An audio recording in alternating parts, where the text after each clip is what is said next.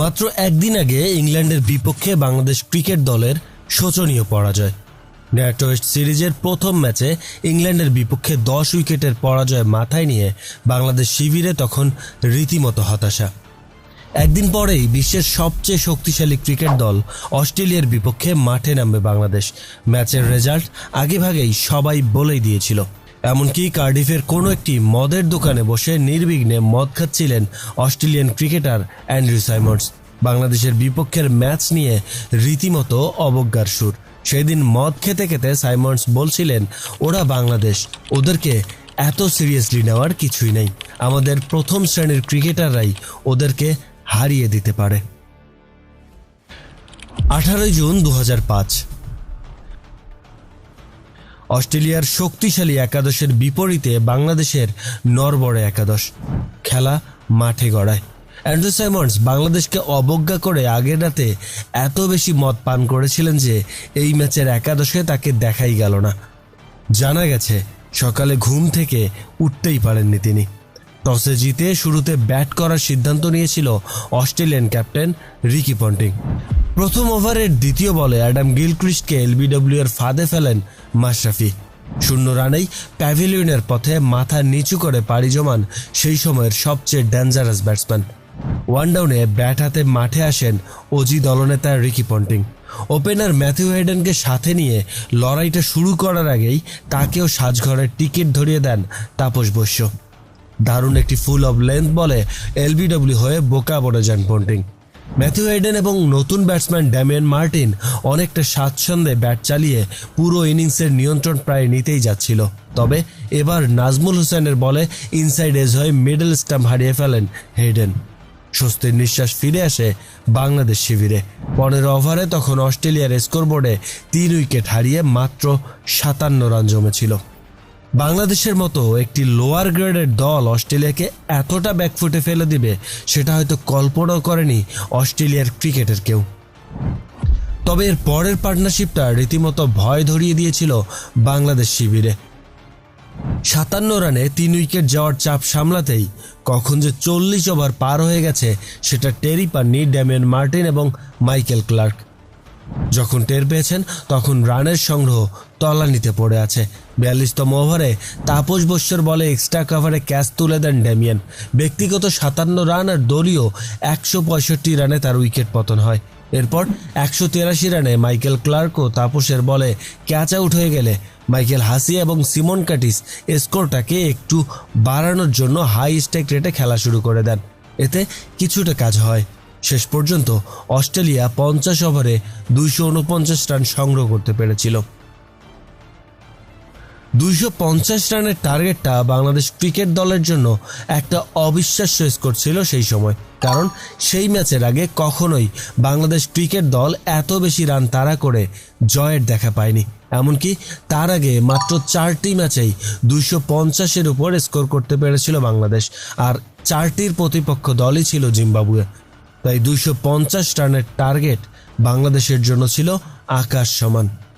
সেই সময়ের সেরা বোলিং জুটি ম্যাগ্রা এবং গিলিস্পির দুর্ধর্ষ বলের সামনে বাংলাদেশের 2 ওপেনার জাভেদ উমর এবং নাফিজ ইকবাল ব্যাট হাতে সুবিধা করতে পারল না।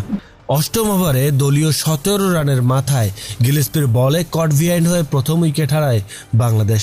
তারপর ওপেনার জাভেদ উমর এবং ওয়ান ডাউনে নামা তুষার ইমরান ঠুকঠুক করে খেলে চাপটাকে সামলে নেওয়ার চেষ্টা করেন। 15 ওভারে বাংলাদেশের সংগ্রহ সর্বসাকুল্যে 1 উইকেট হারিয়ে 51 রান। স্বাচ্ছন্দ্যে খেলা তুষার ইমরান ব্রাড হগের বলে ক্যাচ তুলে ফিরলেন সাজঘরে। আরও 5 ওভার পর জাভেদ উমর আউট। 21 ওভারে 3 উইকেট হারিয়ে বাংলাদেশের ঝুলিতে মাত্র 72 রান। তখনও জয়ের জন্য বাংলাদেশের প্রয়োজন ছিল 178 রানের। মাঠে অধিনায়ক হাবিবুল বাশার আর সেই সময়ের বাংলাদেশ ক্রিকেটের পোস্টার বয় মোহাম্মদ আশরাফুল যদিও স্বভাবসুলভ ব্যাটিং করে যাচ্ছিলেন, তবে অপর প্রান্তে আগলে রাখার জন্য হাবিবুল বাশার ছিলেন একেবারে রক্ষণাত্মক। টেস্টের চেয়েও ধীর গতির ছিল তার ব্যাট চালানো। 31 ওভার শেষে বাংলাদেশের স্কোরে জমা হয় মাত্র 102 রান। এতটাই মন্থর গতির ইনিংস খেলছিল বাংলাদেশ। জয়ের জন্য আরও প্রয়োজন ছিল 148 রানের।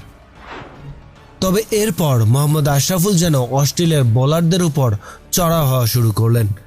যেখানে 31 ওভারে 100 রান ছুঁয়েছে স্কোরবোর্ড, সেখানে পরবর্তী 10 ওভারে অস্ট্রেলিয়ার সব পরিকল্পনা ওলটপালট হয়ে যায় আশরাফুলের দুর্ধর্ষ সব শটে।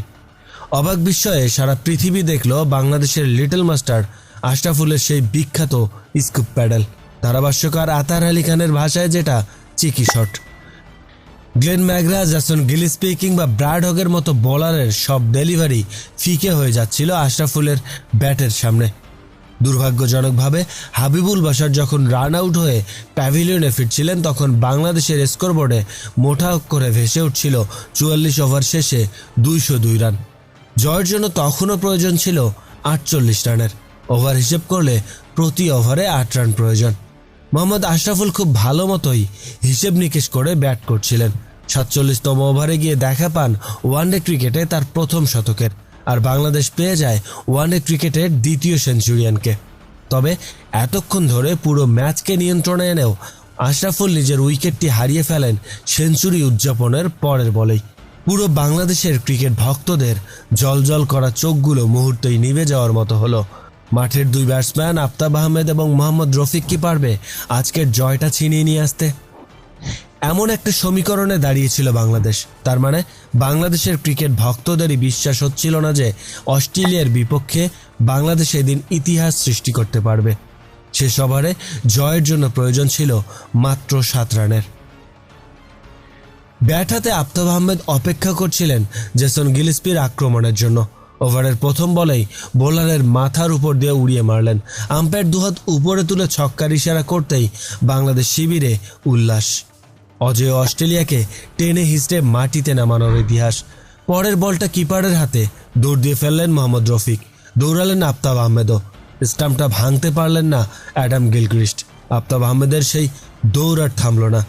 বাংলাদেশের ক্রিকেট ইতিহাসে 108তম ম্যাচে এসেছে 10ম জয় কার্ডিফের সোফিয়া গার্ডেনে। কার্ডিফের সোফিয়া গার্ডেন মানেই বাংলাদেশের অমর এক রূপকথার গল্প। এরপর আর কোনো দিন অ্যান্ড্রু সাইমন্ডস কিংবা আর কোনো অস্ট্রেলিয়ান ক্রিকেটার বাংলাদেশকে কখনোই কটু কথা বলেনি। ফ্রেন্ডস, কার্ডিফের সেই স্মৃতি আজও তাড়া করে বেড়ায় বাংলাদেশকে। আমরা কি আর কখনো এমন চিরন্তন আনন্দে মেতে উঠতে পারবো বাংলাদেশের ক্রিকেট নিয়ে? কমেন্টস করুন আপনার মতামত।